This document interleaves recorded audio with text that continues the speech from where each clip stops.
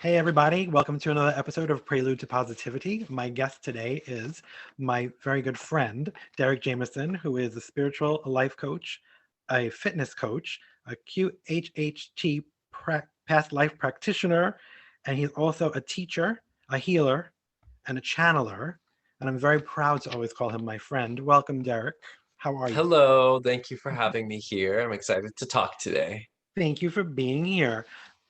So I wanted to start out with, for people who aren't familiar with you yet, which probably aren't that many people at this point, just tell us a little bit about Derek Jameson and how you started out as a kid, what brought you to the spiritual world, and also what brought you into fitness training and teaching. Well, I think that all of that stuff that I do now is all encompassed. It's just I've been doing it my entire life. It's just been done with the same energy in different forms or different channels. And so when I was a kid, I was heavily bullied when I was a kid. I don't look at that as a negative thing actually, but it's just something that happened. And even though I liked other people, it was also seen as a weakness. So then I kind of compounded the idea of weakness, that I just was a weak person within myself. And so it created beliefs or disbelief in my own abilities, what I was doing there, why I was even around. So I wasn't very motivated. I didn't care about school. I tried to skate through, so on and so forth. But when I was 15, and this was in my freshman year, I was asked by someone to be a performer, to audition for as a performer at a theme park. And of course, it sounded absolutely terrifying. So I said yes. And I went and I got to be a character because there was still a barrier there. But being a character allowed me to open up new doors where I began to be a performer in front, like full face, having to just feel that anxiousness and excitement all at once. And it pushed my own boundaries, but I pushed my own boundaries. So doing performance as a kid or a young teen for a certain amount of years, what allowed me to bring the energy and channel and really build myself stronger in my self-belief and push those boundaries. And then I got involved with music, more with writing my own music, because that became a channel for me to get out things that I couldn't communicate through words. And and then I was able to take that and bring it into the fitness world. I began fitness because I had the idea that I should look different than I actually looked. It just didn't feel right for me. And I know that if we have the idea of something, that we can manifest or create it.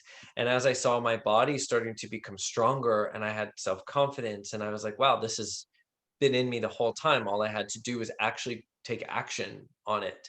So that's why I began to help other people through fitness modalities, along with playing music, performing. It was kind of like all in the same realm. And even since I was a kid, I've been always going to school and furthering my own education in both spiritual realms and academic realms, everything. I just try to keep furthering my abilities and compounding that information. Um, but I knew that I had spiritual gifts when I was really young, because I was I would go to like a metaphysical shop before I would even go to the baseball card shop that was right next to it. But also thought like it was just so new, and you're a kid, so you don't really understand why you're drawn to it. And then I was drawn to ancient Egyptian stuff, but I kept it a secret. I was asked to do tarot card readings at that theme park that I was working for. And then that's when I really discovered that I had the ability to connect to spirit. But I found it out in a very negative way. So, like, a lot of negative stuff took Ah. place when I was doing the readings, and it kind of scared me. So, I shut it off for a very long time because I didn't ever want to attract that or feel that again. But there were times along the way where I'd be on a Ouija board with people and spirit would come through. And so I kind of shut it off for a long time until something said that it was time to step back into that arena, but just in a different space, a space of comfort and confidence and love rather than fear. And then that's kind of how everything turned around. And the moment I made that decision, everything opened up and gave me the opportunity to do what I'm doing today. And you had mentioned music, so you are an accomplished musician as well. Is the music for you also part of the spirit? because when you're on stage or when you're writing music and writing lyrics, is that a spiritual experience as well? Sure. Well, just like anything, people don't realize that everything is a spirit. This whole experience that they're having is a spiritual experience. People are so disconnected from the spirit of themselves that they can't even see it. Mm, But if they chose to, they would see that the thing that they love doing, or the thoughts that inspire them, or the things that make them happy, is actually spirit energetic form, and then they manifest it in the physical by bringing it through them. So when you're looking at music or any creation, it was that spiritual energetic thought form, and I channeled that vibration or that energy through me to bring it into music, because I didn't have the confidence to bring it through just like speaking. I could bring it through music, and I didn't fully realize that at the time. I had to kind of wake up to the fact that the things I was writing about was about this energy, this that I couldn't put my finger on, because I didn't believe in religion. It just wasn't for me. I could go to any old church, a mosque, a temple. I could go to all that because I was very open, but I did not believe in one fixed religion. And but I knew that spirit was like, there was something going on, and I knew that that's what we bring through us when we create. cool. And I know that you call yourself a holistic fitness coach. What's the difference between a holistic fitness coach and just a traditional fitness coach? Well, for me, it's bringing these aspects of the four bodies, the mental, the physical, the spiritual, and the emotional, and combining it all together. Because when you think fitness, you're like, oh, I'm fit and I'm eating right and I have a body that reflects that.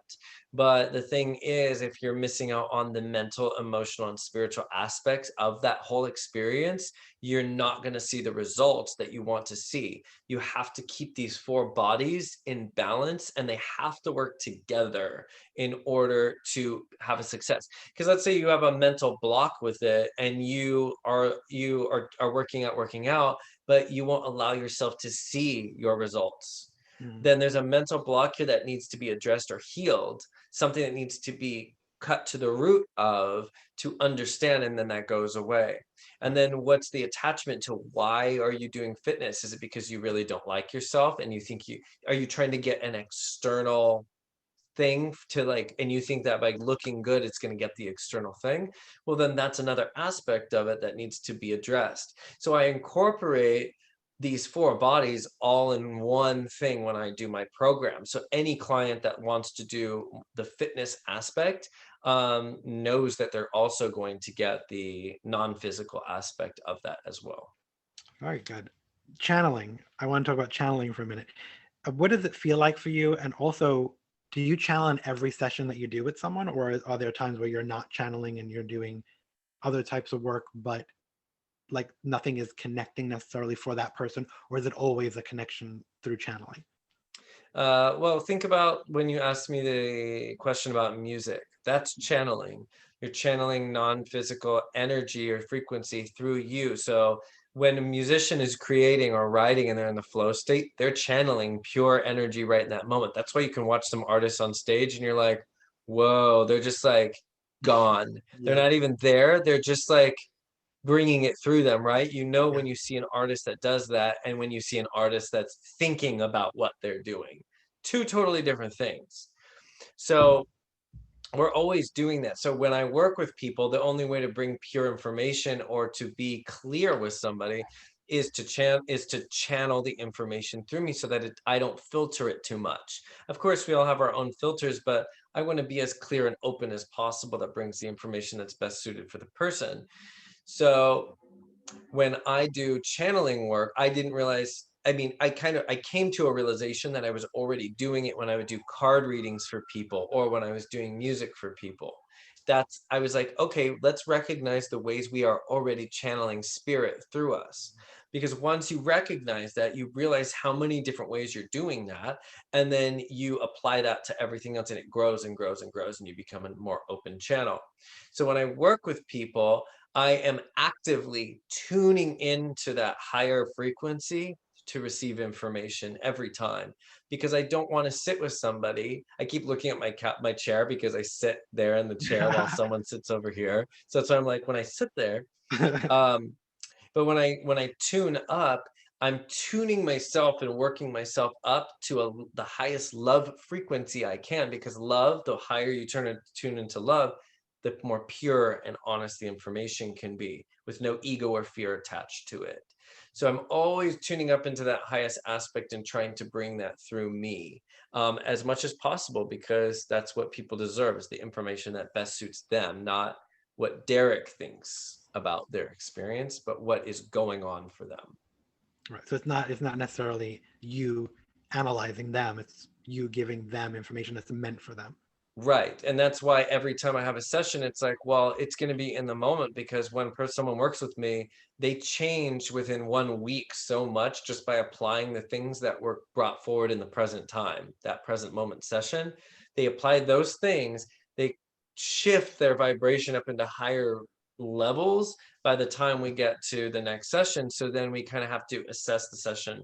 Then it's not a book. It's not like you're not going, like, it's not a book thing we go through. Yeah. It's like, what is like spirit bringing through that says that you need right now? And that's going to look different for everyone. So it kind of has to be like that. Cool. Can you tell us a little bit about your Master U classes? Because I know on you have classes where people can access what you do on their own time and sort of sample a little bit of it before they might actually contact you for further lessons or to go a little deeper. But the Master U classes are set up for what?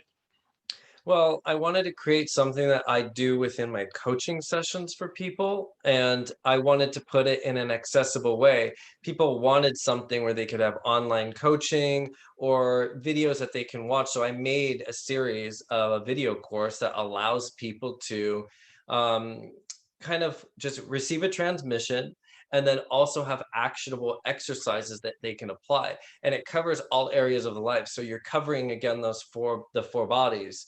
We do a little bit of like fitness or physical kind of awareness.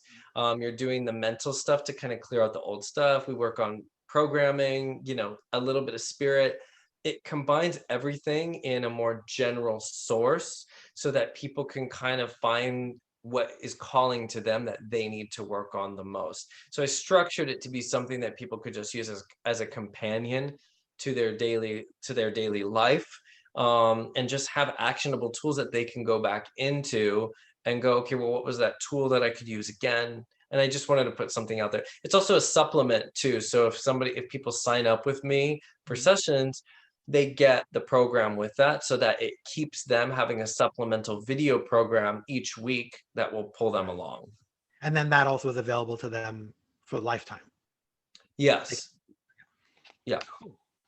And you can tell I'm a student of yours because I actually meditated before this and I came up with 3 pages worth of stuff that I just poured out of the pen as soon as I was done meditating, That's which perfect. I learned from someone. So Lots I of stuff want comes through to, nice and clear when we do that. oh my God, so clear. So I Yeah. want to talk about social media for a little while too. Um, we were both invited onto a platform pretty recently called Clubhouse, and we've been, you've been active there. So I've been personally noticing that there seems to be a pattern of vocabulary when people are speaking about certain things that have happened to them in their lives or even introducing themselves, and they tend to identify themselves with tragedies or traumas that have happened. So if you're if you've been bullied, you'll say tend to introduce themselves as my name is so and so, and I've been bullied, or I'm being bullied, or I'm a victim of bullying. So it's language like that. So I was wondering if there's a better way that people could approach the definition of themselves, especially when they're introducing themselves for the first time on a social platform or even in life. Sometimes I think when it comes to platforms like that, when people are introducing themselves, they also want to let everyone listening know that they know what they're talking about, or that it's a personal experience. Because, if you go up on the stage, it's like kind of this idea of like, well, people don't know really my history, and they could think that I haven't had this experience. So I think it's some kind of way to almost prove that like the validity of being there, and why they're there. I can understand for some kind of maybe moderators in that way because they want to show the people who are coming to show up that they understand what it's like to go through an experience. However, what does tend to happen is that creating the narrative of the experience keeps pulling the past experience into the present moment, and it doesn't really allow for the healing of the wound. It doesn't allow for the higher perspective of the experience. It just keeps digging into that space, and it keeps pulling the scab open. And that's mainly done through the words we use. And so when we use certain verbiage that says what we are and we identify with that thing, it keeps perpetuating that narrative, and it keeps telling our entire environment that that's what our reality is. So when we begin to change how we speak about that, it's okay to say that this is what has taken place, but it's really important we add the other aspect to it of like what we focus on now. I focus on showing people that they can heal through their experiences and understand the higher perspective of when they were bullied or had a molestation or something, a deep trauma. And it's more about the like showing the power in the trauma than it is reliving the trauma and claiming that I am a this. Right. And so when we begin to change the way we talk about ourselves, that is when the reality, that pain can go away. That's when we can learn and integrate the experience rather than using it for something that keeps perpetuating this past that we've moved through. And I think that dragging that along doesn't let people move. But if we were more conscious with our words, we could still use the stories as creative fire Right. rather than something that pulls us back into a past timeline. And then another thing that comes up often on social media is a term called imposter syndrome. So when it comes to imposter syndrome, it's someone posing as something that they're not and trying to say, they're an expert on something. But also, I think there's a mimicking kind of syndrome too, where people like to mimic other people. Is there a way that you can recognize that in yourself so that you realize that you're not being your true self? Maybe you're taking on someone else's characteristics a little bit too much, or too many characteristics of other people around you, and you're not really being true to you. Well, I think when people say imposter syndrome, and that, first of all, when they say the imposter syndrome one, they are afraid, they don't believe in themselves. Because they wouldn't say that if they truly believed in what they were doing. And that's not to mean that they're not doing it right. They probably really are, but they're also afraid of judgment. Right. So the only reason they don't believe in themselves is because they're afraid of judgment. So it literally goes back to this core idea of fear and judgment. Because let's say we took the fear and judgment out, they wouldn't even say that. They would just say, this is what I do and this is what I believe. The thing is, people's experiences are an accumulation of a ton of different experiences, a lot of different teachers that come in a lot of different forms. So it's okay to be like, well, I took on this tool from this person or I learned this, because if we don't recognize that, we're also saying that we're still really separate from each other. Right. And really, we're not separate from each other. So things that I use, I'm also tools that I use are either things I've seen or given to me from spirit. That's still a teacher. They still gave me that. But then some of the things that I used are from a teacher I took a class with. And I'm not going to be like, oh, well, according to my teacher taught me, there's just so much that goes into it when we need to kind of open and just willingly share that. Now, on the other spectrum, on the other side of that is people when they're like just regurgitating things. When it comes to that, I think that people want to be the thing that they're speaking of so bad that they kind of go there. And it's not to blame anybody. They just really want to do the thing that they say that they're doing. And they begin to take on the attributes or the traits, or they follow things that they admire in it, Mhm. and they take that and then they use it for themselves because they look up to it. Right. They look up to it. But what will happen is there's nothing to worry about with that, because that will always fall apart and dismantle because it is not authentic. It can't sustain itself because it isn't real. It's an illusion that the person creates. So eventually I think those things will break off, and then they'll start discovering who they really are. throughout that experience. Because I could say the same thing about myself and be like, well, I have imposter syndrome, or I took on certain things. It's like, well, yeah, if a really good tool works and I can help give that to another person, I'm going to give it to another person. You know what I mean? So I think it really depends on how we look at it, and we have compassion for the fact that everyone is trying to figure out how to survive or thrive in some way or form, and sometimes that comes at the expense of others. Mhm. Um, but I still think that people are trying their best for what they know how, wherever they're at in their consciousness, wherever they're at in their own life. That doesn't mean it feels really good to us, No. but it means that they're trying to do whatever it is so that they don't fail because of fear and judgment. Again, it all literally goes back to that. Cool. Now, I also want to know in your own life, do you ever miss certain signs that are given to you, or do you have your stubborn moments where you're being told something from spirit and then you're just like, well, I want to do this other thing though, or that person's doing that and I would want to do it too, even though you're saying not. So do you have your moments where you just don't listen when you're supposed to, or you just miss stuff? Sometimes, like not often. I actually like hearing other spiritual friends or psychic friends that say, oh my gosh, they kept telling me to do this and I kept saying no and then kept putting it off, because I don't have that experience. If I get something like a feeling that says don't do this, I'll probably be like, okay, cancel. Like I'll like not do it. And I'll own up to it. I'll say, I really don't feel like it's going to be a good idea, because I tell the person, I'm like, I feel this way right now, which means that's going to go into us hanging out, or like the energy, and I have to process something. So I'm usually really good at listening to it. Excuse me. There have been a few times where I haven't. Um, and it's like, oh, like at the grocery store, I knew I was not in the mood. And it was like, if you go to the grocery store now, you're taking that energy with you, and I was very aware of it. And it was like, and you're gonna attract other experiences like that. Like I knew it because I just didn't feel right. And so I went, and there it was. I was like, see, exactly. Like you knew, you already felt it. And then I got strong signals with like when I was kind of guided not to go to the gym one day. And I was like, I know, but my ego wanted me to go to the gym. And my ego wanted the 20 minutes on the treadmill rather than running around the block for 20 minutes.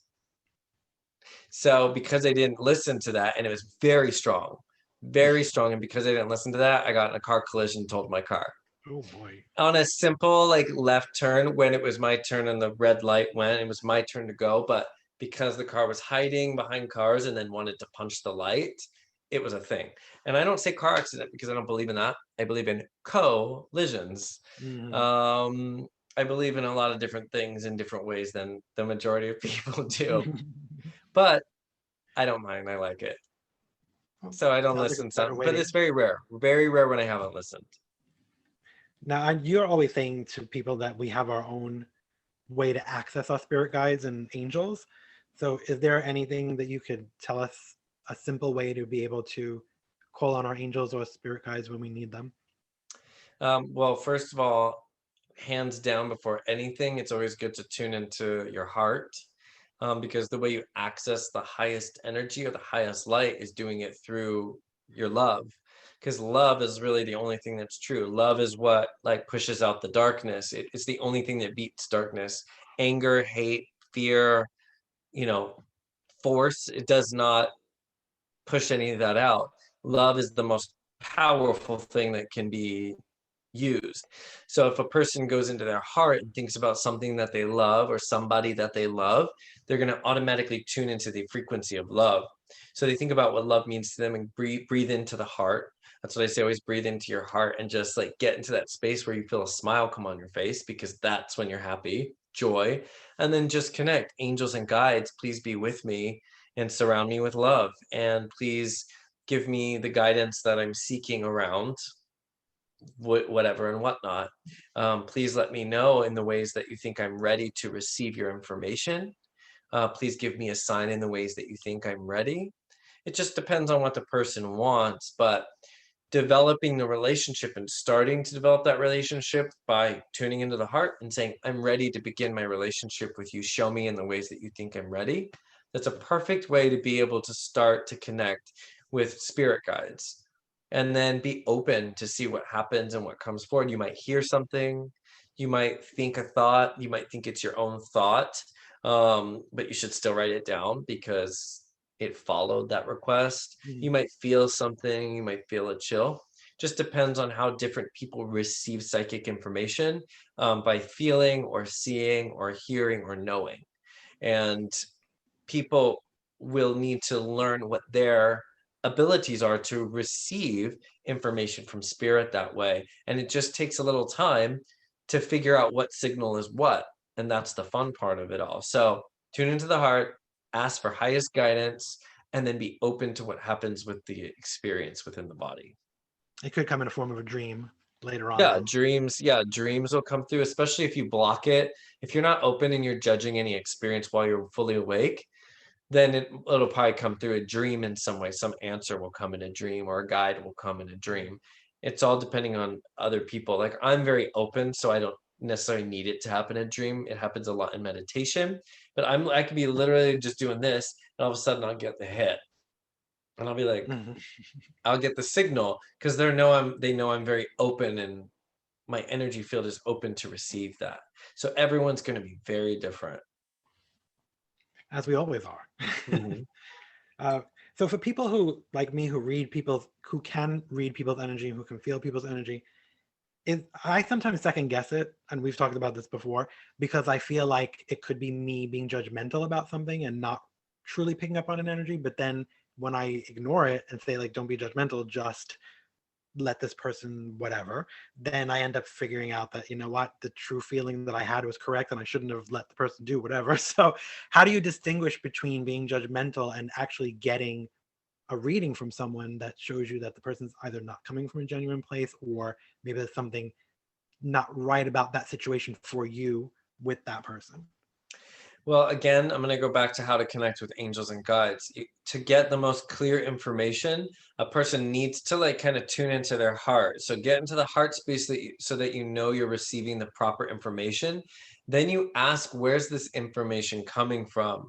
So you have to ask Mm, because you might be getting something that would trick a person if it's a lower vibrational thought or feeling. It's like, well, that's where discernment comes in.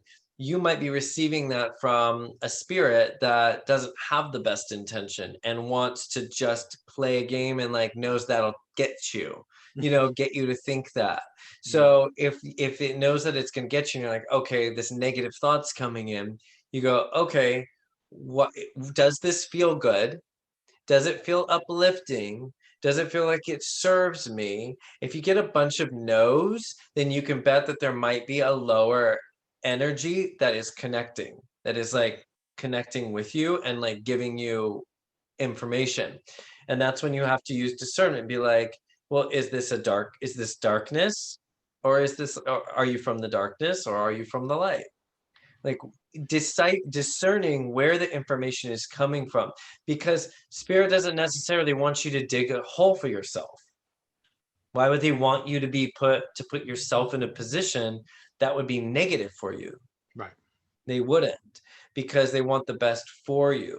So you want to tune in and ask the questions like, where's this information coming from? And again, I say tune into the heart, because once you do that, you tune into the highest aspects. And if that information isn't of the highest and doesn't serve you, then it's going to go away, because you tuned into love. You're not going to care about it as much. You're going to be like, no, that's someone else's journey. But if you get intertwined with something can give you that information because it knows you want to get entangled. And when you do that, you get entangled with another thing, you get entangled with that energy, and then you're now creating another timeline and imprint Mm, that you'll have to deal with at some point. So it's very, very, very important. If you go, does this serve me? What's the answer? Does this feel good? Like, is this a good idea? It's about discernment and learning how to discern that information. And that's troubleshooting. There's no right or wrong. It's just practice and figure it out. so you were talking about how all of the fitness and spiritual is all connected. So are there things, certain things in diet that you can do to honor your body and your spirit better when it comes to your fit, to keep yourself fit and to keep yourself healthy? Well, overall, for people to stay in a fit body, it's like don't eat processed foods, watch the sugar and processed sugar intake, remove inflammatory foods that create the inflammation within the body, because then the body can't operate effectively and efficiently. But then when it comes to those macronutrients like proteins, carbohydrates, and fats, you want to get it from the cleanest sources. With a lot of the meat industry, there's the key word, it's an industry. It's not like the old days when we were tribes and like honoring the food. And it was just, it's the vibration is very different. So it's the way that things are kind of prepared these days that are creating lower vibrations within people's bodies. Definitely a lot of vegetables and greens. If you eat meat, lean meats is the best way to go. But if you're vegan or, if you're vegan, look for the sources because that stuff is processed too Yeah, all and the time. cannot be as healthy for people. Mhm. Even though you think it's just not meat, it's like, okay, it's not meat, but it's actually not good for you. Yeah. However, there are sources that create a very good structure. Look at the ingredients. Always look at the ingredients. If there are tons of ingredients in something, that's not going to be very good for you. But if there's fewer ingredients in it, you know it's going to be healthy for you. So as a vegan, if you're looking for vegan sources of protein, pea protein, rice protein, that's a Mhm. really good combination because together it has the efficacy of whey protein, which is Yeah. found in dairy and like, it's just not. So the idea is to make sure that you're eating things of the earth, the natural sources, uh, and to treat your body as well as possible. And with water, purified water. Don't drink tap water. It has chemicals in it. It has fluoride. It has metals that build up within the body because of that water that's being just fed to people. Yeah. So it's important that we get that purified water that removes a lot of those toxins. So these steps of treating your body right and leveling up what you put inside of you is the way that you're going to see the difference in your physicality as well as the environment around you. You see everything differently. You appreciate life more just by focusing on what you're doing with your own body. I definitely agree with that because I have switched to all clean proteins and clean protein powders, and I switched everything around that I do. And then a couple of my friends were on one of those diets where they send you food, and they're like, "Oh, you should do this because it's easier." And I said, "Okay, I'll try one." And I did, and I said, "So how do you eat this? It's so full of things that I don't normally have in food that I eat, and it's making me so thirsty all day because all the salt and all the so yeah, it's making you lose weight, but I don't think it's healthy for you in the long run. I'd rather do what I'm doing and have to prepare the food the way I do it, so I Yeah, know it's and safe." that's the better way to go because, but I mean, I know some people can't do that all the time. Yeah. It's the better way to go because when you're preparing the food, you're bringing again energy through your body into your hands, into the food, and you know that you're fueling it with that higher vibrational energy. Everybody has energy that comes out of their hands. So you don't know who's preparing those meals at the whatever. You don't know, especially now if they're in fear or if they don't like their job or what's going on, but their energy goes with them. So that's why even if you're getting prepared meals, blessing it, honoring it, like tuning into love and filling it with love with your hands, because everybody's got hand chakras. If you got a hand, you got a hand chakra. And you're putting it into that food. This went dark. Hold on. There we go. Um, and you're putting it. Can you see me? Hold on. No, I can't see you. There we There go. you And go. it literally just shut off. But you're putting that energy into that food and raising its vibration to its higher potential. And everybody has that. Everybody has the capability. Everybody has the ability to bring energy and light through their hands. It's not limited. So even no matter what you're eating, bless it, fill it up with love, and raise its vibration, no matter what it is. We should do that with everything in life, right? Hmm. So out of all the things that you do and the things that you are called to, what are you most passionate about in all that? Um, I mean, it all holds a place that is a very important place because different people receive in different ways. Mhm. So the more avenues that I can use as channels of this light, because that's what it truly is, the more people can be reached. So some people are so attached to the physical, and getting through that energy through the physical experience, and kind of blending those things is how those people that are really into the physical 3D, to get them to kind of see other possibilities or see other things going on. And then vice versa, if people are really spiritual and not focused on their physicality and focusing on being in their body, I'm trying to bridge all of those things together. You see, through music, through a course, through study. I'm in university right now because I want to infuse that higher light of what I'm connected to into the school systems.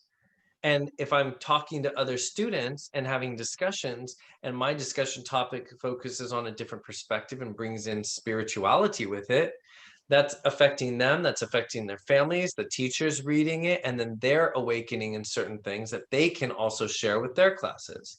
So you see, like, all avenues that I'm choosing are all the purpose. It's all the different ways that I'm fulfilling what I'm called to do. So it all has its place. And for you personally, what's the most fulfilling part about what you do? Watching somebody see that they have the power to get out of the dark spaces that they've allowed themselves to be in. It's really quick. It's like instantaneous with people, and and I just show them the way. I just shine the light on the thing the component that they were overlooking. Because the moment that people see it, they're like, oh my gosh, it's just like that light bulb goes on in their head, and I just present the environment that allows them to receive that information. And then they learn to trust themselves. So, because when someone learns to trust themselves, it's like everything's possible, everything's expansive. And it is so rewarding to watch that happen, to watch the layers of dense energy just pour off of them. And then, like, everything's possible. So, I just love that part. Because when you do it, you're not pushing the person toward anything. You're just teaching them how to find it all along, kind of like Dorothy and the Wizard of Oz, where like you had the power all along, but you just need someone to actually show this to you. So Yeah. you don't know the end result yourself yet. Yeah. They need to find it. I don't want people to think that they have to come to me to get a magic potion Yeah. and Right. to do it. That's why I don't even use anything but my words. I don't use tools. I do card readings, which help validate and solidify that information, because people that aren't, do like that structure and they like Yeah. that visual. But when someone sits with me, I'm like, you're getting a whole clearing energetic vibration the whole time someone is sitting with me. So they're starting to receive that, and it's all based on what energy they're bringing. So if they ask me a question, I'll be like, okay, this is the answer, or like, this is the solution. Because if I just do it for them, what actionable steps do they have to go home and be able to apply that tool in their own life? It's like saying that they have to get something outside of them to always have that power. And I'm like, no, no, no, you already have it, and I'm going to show you I don't have to do anything, and you're going to get it yourself. And I'll just sit here across the room, and we're going to get it. It is like fitness because in fitness, the coach can't do the exercise for you and it works for you. The coach can't Mhm. give you a magic pill to make you thinner the next day or buff the next day. It is basically coaching like a physical way. It's just non-physical. Yep. It's the same thing. And that's why I do say coach. I say I'm a coach because, um, I'm not doing anything to you. I'm providing the environment and the energetic, conditions that allow you to climb up to where I know that you already are, because everyone's already there. They just step down off of that high space to accommodate something from the past, or they need to, like, let go of something. So I stay up there and I go, I'm not going to do it. I'll just show you how to do it. And then I'm going to watch you do it. And then when I think things need to be cleaned up a little bit, I'll tell you. I'm like, oh, look at that. Pull the knee over your ankle, or sit back into a little bit more, or don't lean back. It's the same thing in the other way.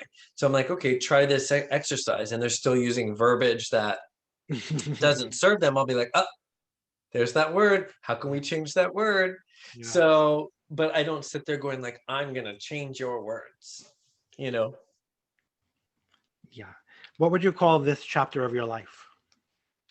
Um, well, I think this chapter of my life is the same chapter for everyone right now because we've all been given the same opportunity of transformation and change and shifting. It just looks all different for everybody, but we're all here together doing it because we are all the same. Everything. We're all interconnected. We are literally no different. And so maybe I look at it as the transformation into unification, transformation into loving everybody and loving each other and seeing the mirror reflection of each other within each other.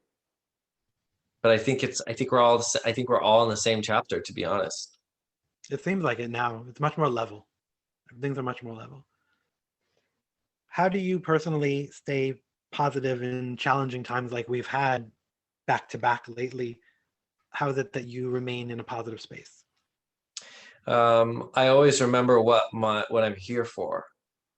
And if you know yourself as the best of your ability at this current present moment, wherever you're at, then you always know what you're here for. So you always want to wake up the next day and fulfill that. It doesn't matter what the circumstance is, it doesn't matter what's going on in the world. If you know yourself and what you're here to do and what your mission is, what your personal mission is, then nothing can keep you down in the gutter.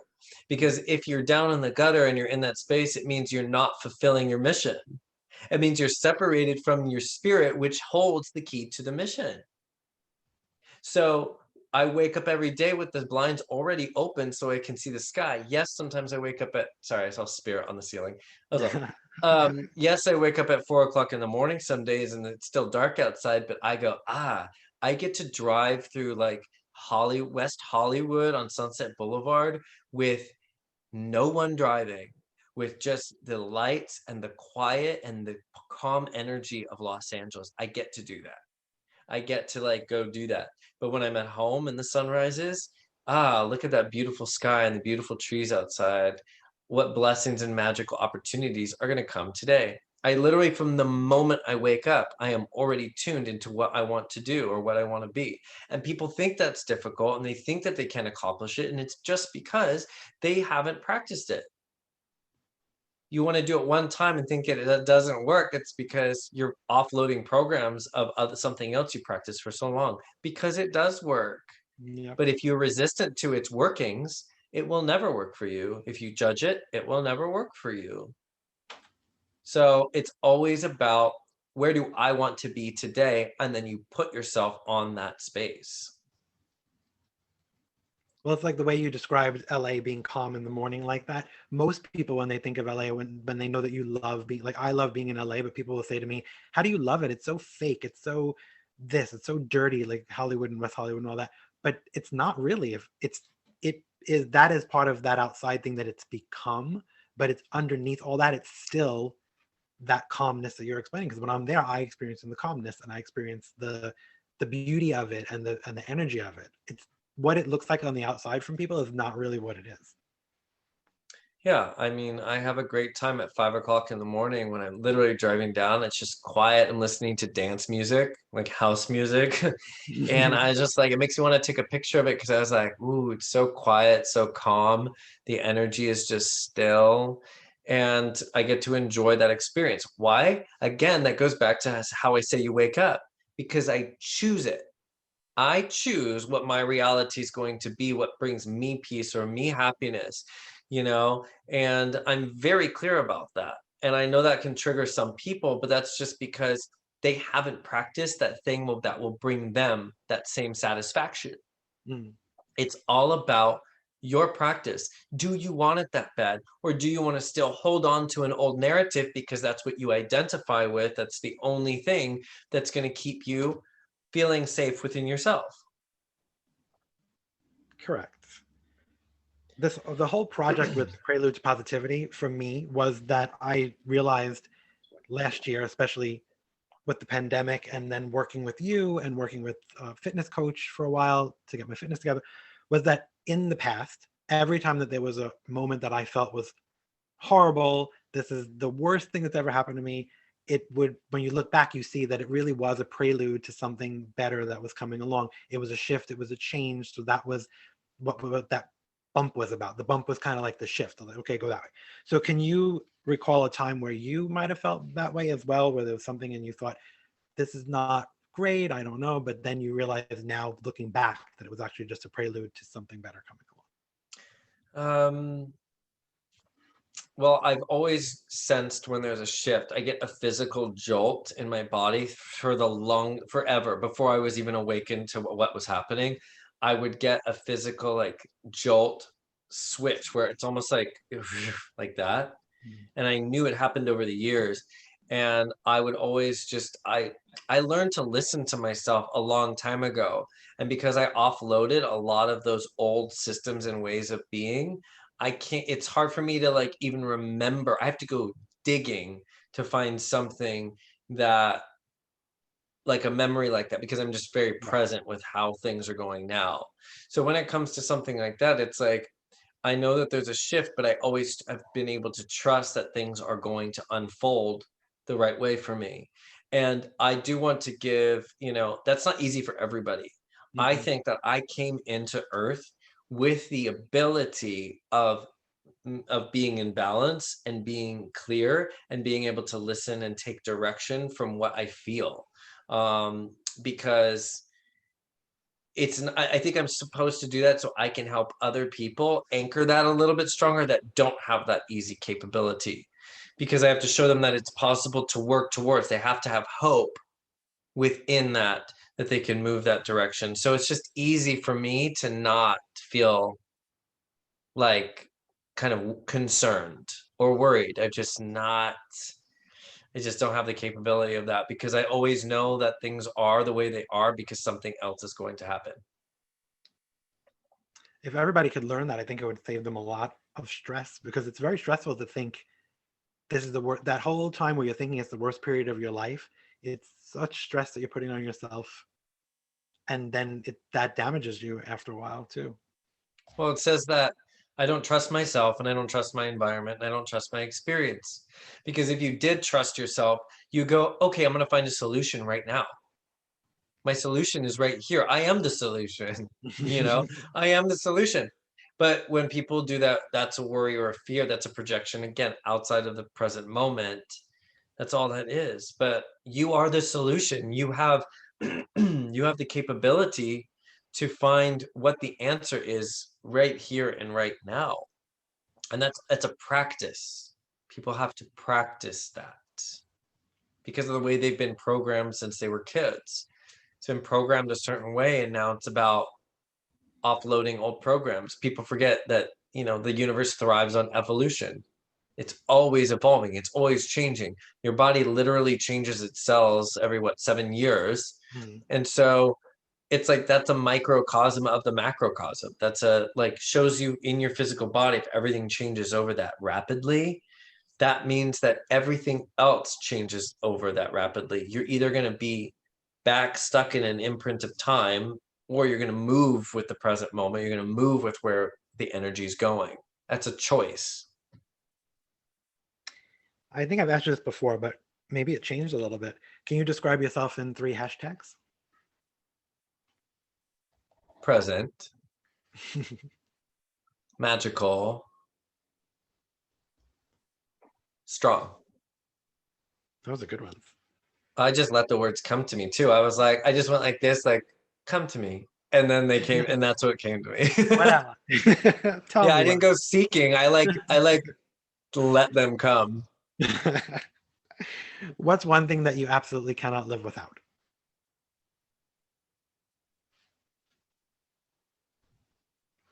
Water, And what's one thing literally. that, yeah, literally, what's one thing that you wish we could all live without, that we can do away with? Fear Yeah, would that's a hard change one. everything. Yep. It's fear that keeps everyone back from love, from literally connecting with love. It's fear that creates the judgment. It's just fear of whatever one's fear is, but that is such a big thing that has so many compartments to it. But if everyone did away with that, then it's okay to have contrast. But Mm, when people stay in fear, it doesn't create action or movement. They stay in that dark space. yeah. Where can people find you online? I'll drop all the links underneath, but just in case people are listening and driving or whatever they're doing, where can they find you online if they want to find out more about you, take some courses from you, things like that? On Instagram, it's at Derek Jameson, DerekJameson. And then on my website is wonderfullightbody.com. There's a YouTube under the same Wonderful Light Body with Derek Jameson. And those are basically the easiest ways to get all the links. I have a link tree on my Instagram, so it links to all the different things, including the course programs. So it's easy just to kind of go there and use it as a central location. And so far, there's two courses. There's Past Like, Lives, mm-hmm. and then there's the second one, the, which is the Master You Master. empowerment and manifestation for those two things. Which I'm gonna do. The third one I'm working on now, which is more like the mysticism, and it's like a survey of mysticism and magic and like different ways to connect with spirit, and that's more of the spirituality stuff. So I have that starting its preliminary stuff because I feel like that one will be the more popular one. And I'll be done with the one I'm doing now by the time that comes out. So I'll take that one too. Okay. You can get these little gems, and these all come blessed by you, and you take care of us with these, right? So and shipping is included in the price, which is ridiculously affordable. So check those out. Yeah, it's on the Light Body Lab shop. Yay. So if you have to leave everybody with one thought, one thing a thought that they should receive from you, and then maybe an action that they can do to improve things a little bit.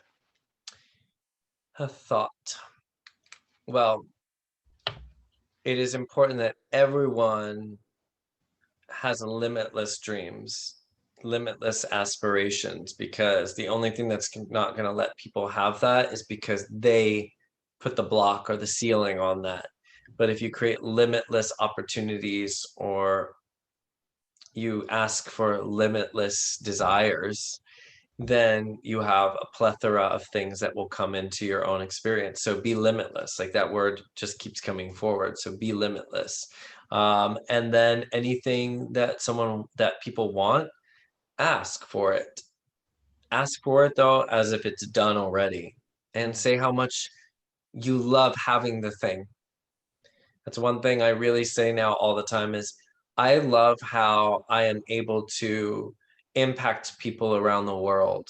And I love how I have my next course out. And I love how I say it as it's done, and I say it with love.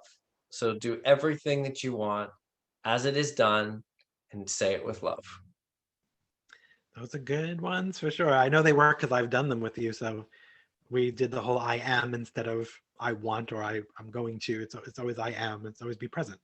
Yeah. Say it like it's going on right now and it's going to happen. Mm-hmm. Yep.